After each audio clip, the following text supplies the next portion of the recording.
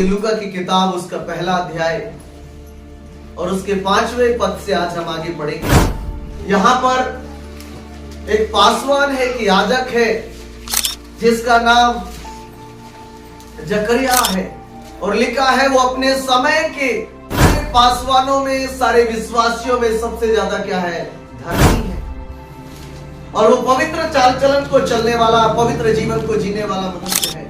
लेकिन उसके जीवन में एक समस्या है, उसके जीवन में एक बात है जिसके लिए वो कई सालों से, कई दिनों से इंतजार में है। बाइबल बताती है जब वो परमेश्वर के भवन में अपनी बारी को, अपने समय, अपने टाइम को लेकर जो उसका समय ठहराया गया था, उसको उस समय में वो परमेश्वर के भवन में गया और परमेश्वर के एक दूत ने उससे क्या किया। 5वें पद से आगे हम पढ़ेंगे, कोई एक जन पढ़ें। अबिय्याह के राजा हेरोदेस के समय अबिय्याह के दल में जकरिया नाम का एक याजक था। और उसकी पत्नी हारून के जिसका नाम एलीशिबा था। वे दोनों परमेश्वर के सामने धर्मी थे। और लिखा है वो दोनों परमेश्वर के सामने प्रभु की सारी आज्ञा और विधियों पर निर्दोष चलने वाले थे। और लिखा है उनके बारे में प्रभु की आज्ञा और विधियों पर निर्दोष चलने वाले थे, परंतु बाइबल बताती है उनका कोई भी संतान नहीं। मेरे प्रियो, कई बार हमारे जीवन में एक बात होती है, निर्दोष होते हैं, हम प्रभु की उपस्थिति में पाए जाते हैं, हम परमेश्वर के साथ चलते हैं, परंतु कई बार हमारी प्रार्थनाओं का उत्तर हमें, और ये जो परिवार है इनके साथ भी यही बात है। लिखा है अपने समय के सबसे धर्मी लोग हैं, ये परमेश्वर के सारे आज्ञा और विधियों को क्या कर रहे हैं, मान रहे हैं। तो भी इनके पास जो चीजें होना चाहिए, जिस बात के लिए दुआ कर रहे हैं, जिस बात के लिए परमेश्वर के साथ में बने हुए हैं, इनको नहीं मिला। कई बार आप और हम भी परमेश्वर के भवन में बड़े ही धार्मिकता से जीवन को जी रहे हैं, बड़े ही आज्ञाकारिता में आपका जीवन होगा प्रियो।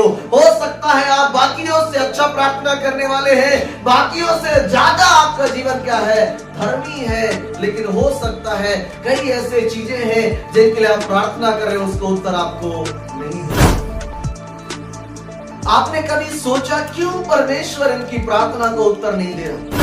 आगे बाइबल को पढ़ते हैं, बाइबल हमें बताती है मेरे प्रियो, यदि इसी अध्याय के 18वें पद को हम पढ़ें, जब वो प्रार्थना करने के लिए, जब परमेश्वर के भवन में वेदी में गया धूप जलाने के लिए, अपना बारी में परमेश्वर को बलि चढ़ाने के लिए, उस समय लिखा है स्वर्गदूत उसको क्या दिया, रस्सी।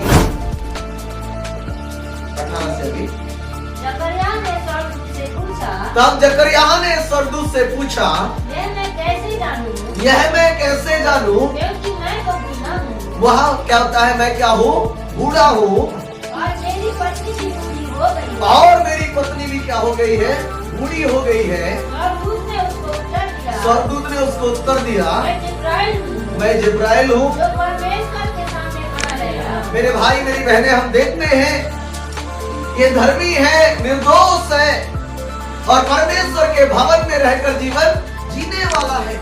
और ये जो बातचीत हो रही है, ये परमेश्वर की उपस्थिति में हो रही है, तो मंदिर के बीच में बातचीत हो रही है। और एक स्वर्गदूत, जिब्राइल स्वर्गदूत जो है, जकरिया से बात करके कहता है, देख परमेश्वर ने मुझे भेजा है कि तुझे एक संतान क्या करेगा, देगा।